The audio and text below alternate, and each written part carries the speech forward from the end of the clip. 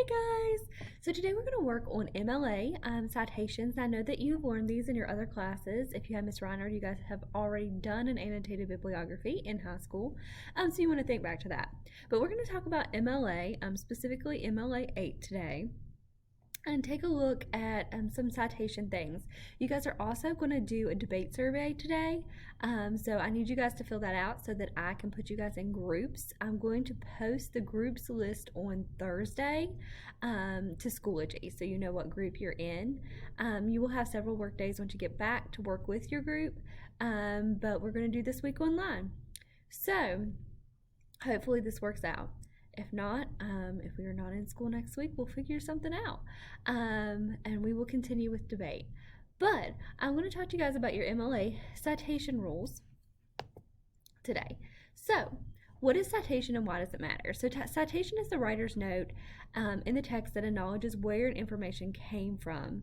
And academic plagiarism is a very serious issue, especially in college. I remember as an undergraduate giving a student an unforgivable F as an undergraduate advisor. So you need to make sure that you guys are doing those, because if a professor in college catches you plagiarizing, you can get an unforgivable F, which is an F that stays on your transcript forever, even if you retake the class. And it does not look good. So, we already know it's ethical to give credit where credit is due, and you know that reputable sources in an argument helps to build ethos. Okay, so citing those sources is super important. There are various signs of credibility. So these are some things you want to look for. So if an information has provided sources itself and cited its sources, it's probably credible. All right, if the information is presented without any biased language or language that is implicitly disparaging, you can use that. If it doesn't stand to make a profit, okay, like there's no weird, irrelevant clickbait ads, then you can feel pretty good about it. There are some red flags. If you see no sources, if you see biased language, if you see clickbait on there, like if you can click and find a pill that will, eliminate 50 pounds overnight, then it is probably not a credible source. And then any irrelevant ads, or, you've Googled the source or the author and you find something fishy. Okay, like maybe he's been to prison 15 times. Probably not, a solid source to use. So, we're going to look at several articles right now. So, if you were conducting research on the controversy surrounding vaccinated children against infectious diseases, you might encounter one of these two articles. So, we're going to look at Article 1 really quick. I want you to tell me what you think. Is this a credible source or no?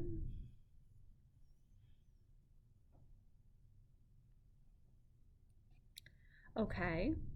So we can see this is the Center for Disease Control and Prevention. We notice off the dot that this is a .gov. Looks like they have some things on here. Looks like they have several studies. You can click and look at the study. They have several links in there. They have more resources, all the different things you can do.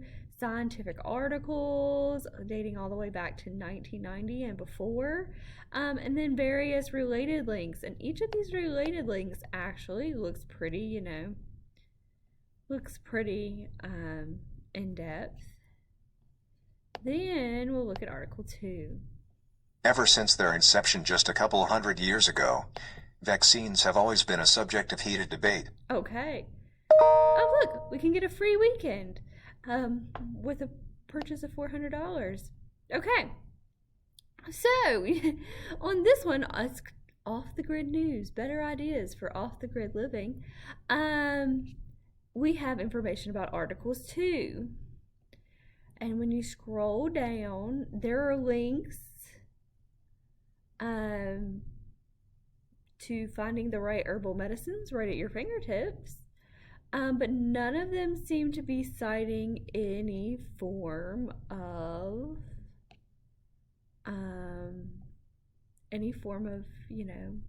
citations. And it looks like they have a comment section.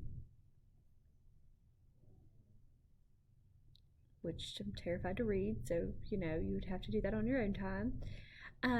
So you're looking through. It looks like they have some links here. If you click this link about autism, you get natural news, defending healthy living. Oh, and 100% real, uncensored health news at your fingertips. It's a pop-up ad that comes up. Okay, so which of these would you find the most credible, and what were some of the red flags that you saw? Okay, so after you figure out what your credible source is, you need to know where to place your citations. So in a typical argument essay where outside research is conducted, you're going to place your citations in two places, inside your text and on your works cited page. Sometimes before you draft your paper, you're going to be asked to make an annotated bibliography, which is what we're doing today. So when you format those citations, you want to look at the citation below, okay? What type of source do you think this was? What type of piece of information is it likely to represent? Okay, this was an article on a website. And usually it goes like this. If you have the author, the author's title, the website title, the date of publication, and the URL.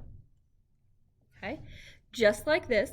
You guys have done this before, so I'm not covering this super in depth because I know that you guys have created MLA citations before, but this is kind of what you want to do. If there is not an author, right, but it's still a credible source, you want to skip and start with the article's title. If there is not a date of publication, skip it. Okay, this is the basic formula for YouTube videos. You have your author's last, author's first name, or their YouTube handle, the title of the video, YouTube, publication, and URL. And if you're looking for a credible YouTube video, that handle will be useful. So if it's like a really crazy handle and you're kind of embarrassed to put it in your article, it probably isn't a relevant YouTube video. Everything else. The provided sources for our debate will mostly be websites and videos. I have given those to you. You guys are going to look at those on Friday. Beyond that, there are tons of different types of sources on the open web you might encounter. We're not going to go over how to do every individual one, but the Purdue OWL Writing Lab is really, really good. If you click this, boom, it will tell you how to do every single type. And so it'll tell you books, periodicals, sources, other common sources, any kind of crazy thing that you might come up with. I promise you that the Purdue OWL has it, and they're really, really good. They're very credible. All right, so I want you guys to go ahead and use those. Don't forget to do your survey, okay? And you have a practice MLA formatting to do tomorrow. So I want you guys to work on that and turn that in. That way I know you know what you're doing. And I can correct anyone who's really struggling, okay? So we're going to work on those things this week. And then hopefully we'll be in class next week to work on our debate. If not, we'll be having lots of Teams meetings, okay? All right. Thank you guys. Have a great evening.